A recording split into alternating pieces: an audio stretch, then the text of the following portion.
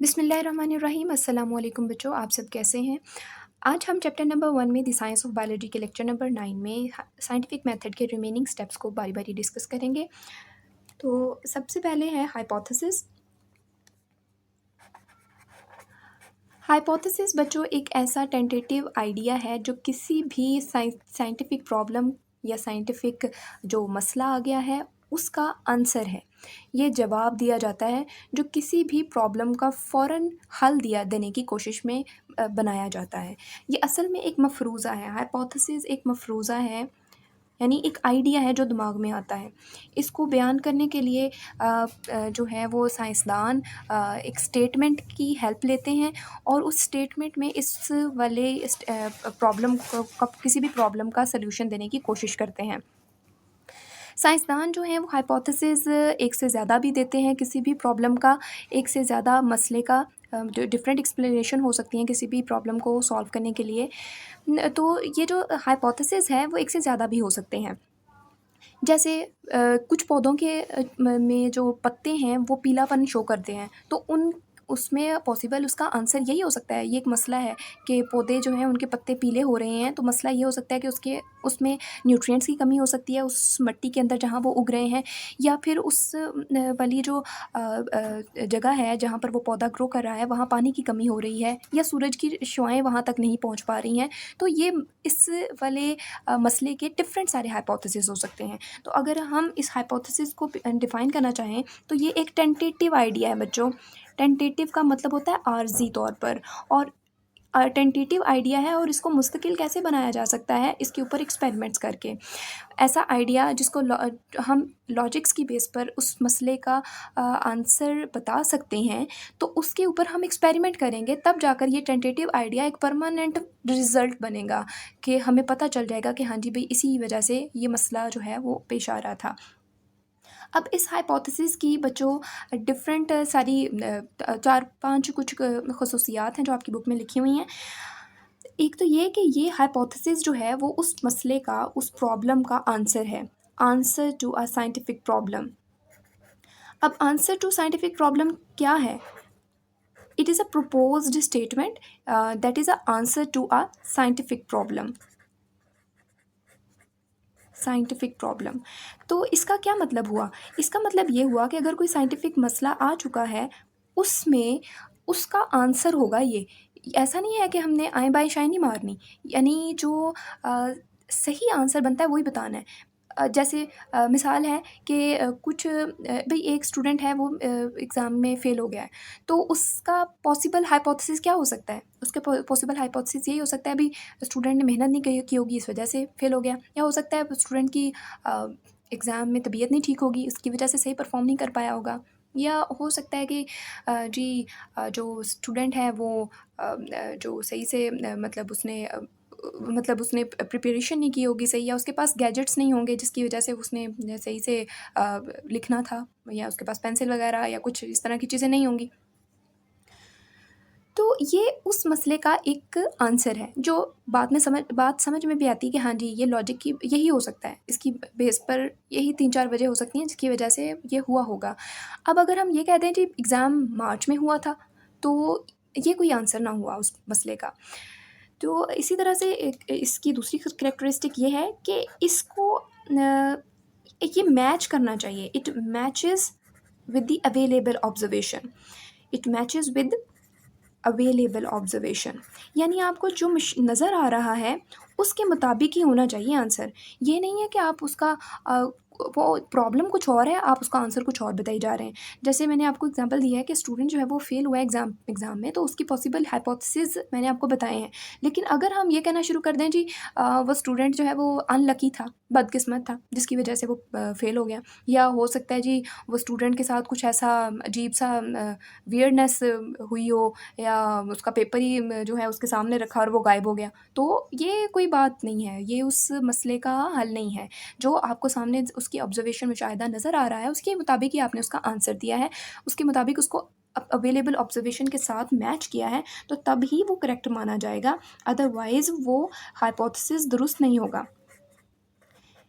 अब इसके अलावा जो हाइपोथेसिस है वो टेस्टेबल होना चाहिए, यानी उसके ऊपर हम एक्सपेरिमेंट कर सकें, ऐसा हो कि उसके ऊपर एक्सपेरिमेंट किया जा सके। अब देखें वही एग्जांपल ले लें कि जी स्टूडेंट जो है वो फेल हुआ है, हम उसको टेस्ट कैसे कर सकते हैं, उसको हम प्रूव कैसे कर सकते हैं। प्रूव या डिसअप्रूव करना बहुत ज़रूरी है हाइपोथेसिस को। तो हम उसका मेडिकल चेकअप करेंगे, मेडिकल रिपोर्ट देखेंगे कि जी वाकई बच्चा बीमार था। अगर तो वाकई मेडिकल चेकअप हुआ तो निकला कि हाँ जी बीमार था, तो वो हाइपोथेसिस दुरुस्त हुआ। और अगर हम ये देखें जी बच्चा ने मेहनत नहीं की होगी, तो हम उसकी रिपोर्ट देखेंगे, सारा साल उसने कितना कैसे कैसे पढ़ा, कौन कौन से टेस्ट में उसके कितने कितने नंबर आते गए हैं। तो ये सारा हम उस हाइपोथेसिस को टेस्ट कर रहे थे। लेकिन अगर हम ये चाहें कि हम दूसरा वाला जो मैंने हाइपोथेसिस आपको दिया, जो मैच नहीं कर रहा था ऑब्जर्वेशन के साथ, कि वो स्टूडेंट ही बदकिस्मत था, तो हम बदकिस्मती को कैसे मेजर कर सकते हैं? नहीं ना कर सकते। हम उसकी वियर्डनेस को, कि उसको कुछ उसका पेपर जो है वो टीचर ने रखा था और किसी जिन भूत ने आकर उसको वहाँ से वो गायब कर दिया, हम इस चीज़ को भी नहीं टेस्ट कर सकते हैं। तो असल में आइडिया ऐसा होना चाहिए, हाइपोथेसिस होना ऐसा चाहिए जिसके ऊपर हम टेस्ट कर सकें और उसको प्रूव और डिसअप्रूव कर सकें। उसके बाद है बच्चों कि हाँ, वो आइडिया जो है, हाइपोथेसिस जो है, वो ऐसा होना चाहिए कि उसको प्रूफ भी किया जा सके और डिसअप्रूव भी किया जा सके, यानी उसको डिसअप्रूव भी कर सकें और प्रूफ भी कर सकें। इसकी 4 क्वालिटीज़ हैं जो एक हाइपोथेसिस के अंदर होनी चाहिए। उसके बाद नेक्स्ट बच्चों स्टेप जो है वो डिडक्शन का है। नेक्स्ट स्टेप है डिडक्शन। डिडक्शन बहुत अहम स्टेप है जो हाइपोथेसिस के बाद आता है। इसमें हम इफ़ और देन ये वाली लॉजिक इस्तेमाल करते हैं। डिडक्शन में हम हाइपोथेसिस जो हैं उनको दुरुस्त मानकर चलते हैं कि हाँ जी ऐसा ही हुआ है, तब जाकर ये प्रॉब्लम हुई है। तो हम डिडक्शन में इफ़ और देन को का लॉजिक लगाकर अपने हाइपोथेसिस को दुरुस्त साबित करते हैं, और फिर इसको हम तैयार कर रहे होते हैं हाइपोथेसिस को आगे एक्सपेरिमेंटेशन के लिए भेजने के लिए। आपकी बुक में एग्जांपल है जी, पौधे जो हैं उनकी नशोनुमा नहीं हो रही, उनके पत्ते जो हैं उनकी डिस्कलरेशन हो रही है, उनके पीलापन आ रहा है। वजह ये है, ये हाइपोथेसिस है। वजह ये है कि उनके अंदर आयरन की कमी है, ये हाइपोथेसिस है। अब उसके ऊपर इफ़ और देन लॉजिक अगर हम लगाएं, अगर हम उस हाइपोथेसिस को ट्रू मानकर चलें, तो हम ये कहेंगे कि अगर उन पौधों के में जो आयरन उन पौधों में जो आयरन की वजह से ही सिम्पटम्स आ रहे हैं, इस तरह की अलामात शो हो रही हैं, देन फिर क्या होगा? अगर हम ये आयरन उनमें डाल दें किसी खाद के ज़रिए या किसी और सप्लीमेंट के ज़रिए, तो उन पौधों के अंदर जो पीलापन है पत्तों में वो भी गायब हो जाएगा और उनकी नशोनुमा भी ज़्यादा होना शुरू हो जाएगी। ये इफ़ और देन का लॉजिक है जो वहाँ हमने लगाना है, ताकि हम अपने हाइपोथेसिस को दुरुस्त साबित कर सकें। उसके बाद है बच्चों बहुत ही इम्पॉर्टेंट स्टेप, जो कि एक्सपेरिमेंटेशन है। एक्सपेरिमेंटेशन बेसिक स्टेप है, बुनियादी स्टेप है साइंटिफिक मेथड का। ये एक एमसीक्यूज़ भी है जो कई दफ़ा पेपर में आ चुका है कि ये बेसिक स्टेप है जो कि बताता है कि कोई हाइपोथेसिस दुरुस्त है या फिर वो इनकरेक्ट है। एक्सपेरिमेंटेशन में बच्चों डिफरेंट एक्सपेरिमेंट टेस्ट के ज़रिए हाइपोथेसिस को जो है वो परखा जाता है, और फिर देखा जाता है कि क्या वो हाइपोथेसिस दुरुस्त है। अगर तो उसके आंसर हमारी मुताबिक निकल आए, तो इसका मतलब ये हुआ कि वो एक्सपेरिमेंटेशन जो है वो दुरुस्त है। लेकिन अगर वो हाइपोथेसिस इनकरेक्ट साबित हुआ, तो फिर उसको रिजेक्ट कर दिया जाता है, और जो करेक्ट साबित होते हैं हाइपोथेसिस उनको मज़ीद टेस्ट में से गुज़रना पड़ता है। उनमें से उनको टेस्ट में से गुज़ार कर उन हाइपोथेसिस में से मज़ीद हाइपोथेसिस निकाले जाते हैं। उन स्टेटमेंट्स को मज़ीद उसमें से न्यू हाइपोथेसिस निकाल कर उन पर डिडक्शंस लगाकर उनको मज़ीद आगे फिर एक्सपेरिमेंटेशन में से गुज़ारा जाता है। फिर मज़ीद उनमें उनको इन तजुर्बात में से गुज़रना पड़ता है, तब जाकर जो फाइंडिंग्स हासिल होती हैं, रिज़ल्ट्स आते हैं, उनको हम करेक्ट साबित करके करके उनको पब्लिश करते हैं, दुनिया को बताते हैं कि इस मसले का ये हल है, या इस मसले की ये वजह हुई होगी। तो एक्सपेरिमेंटेशन करते कैसे हैं साइंसदान? 2 ग्रुप्स बना लेते हैं साइंसदान। एक होता है जी कंट्रोल ग्रुप, एक है कंट्रोल ग्रुप, और दूसरा है एक्सपेरिमेंटल ग्रुप।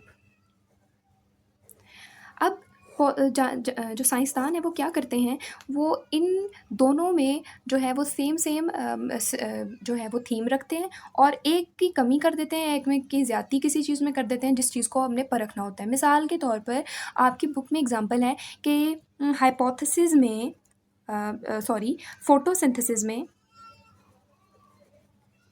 जो कार्बन डाइऑक्साइड है वो बहुत ज़रूरी है।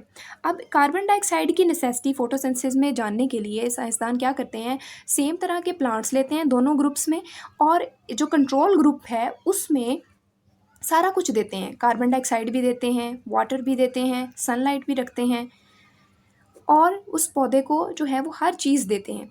और फिर दूसरा जो एक्सपेरिमेंटल ग्रुप है उसके अंदर कार्बन डाइऑक्साइड नहीं देते और सनलाइट भी देते हैं, वाटर भी देते हैं। अब देखना क्या है, जब हम किसी भी पौधे को कार्बन डाइऑक्साइड नहीं देंगे वहाँ का फोटोसिंथेसिस नहीं होगी, लेकिन जो दूसरा पौधा है जिस जहाँ कार्बन डाइऑक्साइड दी होगी वहाँ फोटोसिंथेसिस हो जाएगी। तो जब हम इनका एक्सपेरिमेंटेशन में कंपैरिजन करेंगे तो फिर हमारा हाइपोथेसिस दुरुस्त साबित होगा कि कार्बन डाइऑक्साइड वो है जो है वो बहुत ज़रूरी है फोटोसिंथेसिस के लिए। लास्ट बच्चों जो एक्सपेरिमेंटेशन के बाद स्टेप है वो है रिज़ल्ट्स का। जो रिज़ल्ट्स हासिल हुए हैं एक्सपेरिमेंटेशन करने के बाद साइंसदान उनको दुनिया को बताते हैं, वो फिर खुद नहीं अपने पास रख लेते, पूरी दुनिया को बताते हैं। किस तरह से इन इन रिज़ल्ट्स को शो करते हैं, वो ग्राफ्स की फॉर्म में या फिर कोई स्टेटिस्टिकल एनालिसिस लगाकर। स्टेटिस्टिकल एनालिसिस मतलब इनको इनके ऊपर एवरेज के फार्मूलाज लगाकर अपना निकालते हैं, इनको समराइज़ करके शॉर्ट करके बताते हैं, सारा कुछ नहीं बताने लग जाते, उनका रिज़ल्ट को एक बड़े सिस्टमैटिक वे के साथ, तरतीब के साथ लोगों को बताते हैं। इनके ऊपर एवरेज के फार्मूलाज लगते हैं जैसे मीन, मोड और मीडियन, और इसके अलावा स्टैंडर्ड डेविएशन, प्रोबेबिलिटी के टेस्ट्स वगैरह लगते हैं। उसके बाद जाकर फिर लोगों को इस तरह से वो अपनी रिज़ल्ट्स को शो करते हैं। अब ये जो रिज़ल्ट आ गए हैं इनको ये साइंटिफिक जर्नल्स के अंदर शो करते हैं। साइंटिफिक जर्नल यानी साइंसी रिसाले जो हैं उनमें इनको शो करते हैं, और इसके अलावा जब ये इसमें इनको पब्लिश कर लेते हैं उसके बाद डिफरेंट सेमिनार्स होते हैं, वहाँ जाकर इंटरनेशनल लेवल पर भी, यानी बहुत सारे मुल्कों के लोग भी साइंसदान वहाँ इकट्ठे होते हैं, या नेशनल लेवल पर भी जो साइंसदान हैं वो खुद खड़े होकर डाइस के सामने सब लोगों के सामने प्रेजेंटेशन देते हैं, अपनी जितनी भी तहकीक की है, उन्होंने रिसर्च की है, उनको लोगों के सामने बयान करते हैं। इस तरह से वो दूसरे साइंसदानों को भी इन्वॉल्व करते हैं अपनी रिसर्च में, ताकि वो भी अपना जो है वो इसके ऊपर अपना ख़याल पेश करें, अपना उनको सराहें या उनको उनकी जो है मज़ीद पब्लिकेशन करें। तो इस तरह से जो है वो ये साइंटिफिक मेथड जो है वो सारा कंप्लीट होता है यहाँ तक, और इसको हम बुक से इसको रीड आउट कर लेते हैं।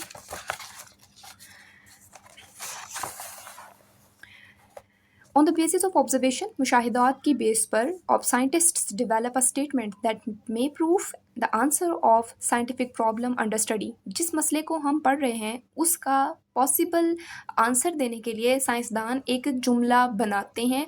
उस जुमले को such tentative answer of scientific problem is called hypothesis. इस तरह के जो हाइपोथेसिस को हम जो है इसको हाइपोथेसिस बोलते हैं। Scientists make many hypothesis for a single problem. एक के मसले के लिए साइंसदान बहुत सारे हाइपोथेसिस दे सकते हैं। Hypothesis has following characteristics. It is a proposed statement to answer the problem. It always matches with the available observations. It can be tested through experiments.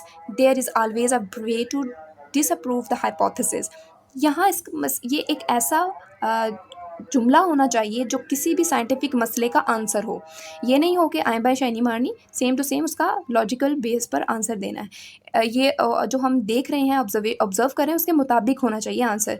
ये उसके ख़याली कोई बात नहीं करनी है, लेकिन लॉजिक की बेस पर बात करनी है। It can be tested. अब हम इसके ऊपर एक्सपेरिमेंट भी करें तब जाकर हम देखें कि वाकई ये दुरुस्त है या दुरुस्त नहीं है। एक्सपेरिमेंट्स होने वाली स्टेटमेंट होनी चाहिए। There is always a way to disapprove the hypothesis. और एक पूरा एक तरीका होना चाहिए कि अगर हाइपोथेसिस डिसअप्रूव हो जाए तो उसको रिजेक्ट भी किया जा सके। Information is also gathered by reading books, किताबें पढ़कर मालूमात भी हासिल की जा सकती हैं। It helps to understand existing knowledge, जो मालूमात उस मसले के लिए इकट्ठी की गई हैं, मौजूद हैं, उसको मदद पढ़ने के लिए मदद मिलती है। एंड फार्मूलेट अ हाइपोथेसिस, और हाइपोथेसिस बनाने के लिए भी मदद मिलती है। Deduction, scientists develop logical results from hypothesis. In hypothesis से वो एक ऐसा नतीजा अखज़ करते हैं जो लॉजिक की बेस पर हो, यानी अकल उसको तस्लीम करती हो। Such logical results of hypothesis are called deductions. Logical result इस हाइपोथेसिस के डिडक्शन कहलाते हैं। Deductions follow the pattern of if and then statement. Scientists assume if hypothesis is true then what might be results. For example, मिसाल यहाँ पर दी है आपकी book में, ये हाइपोथेसिस है, leaf decolouration and stunt growth in a plant are caused by deficiency of iron in soil.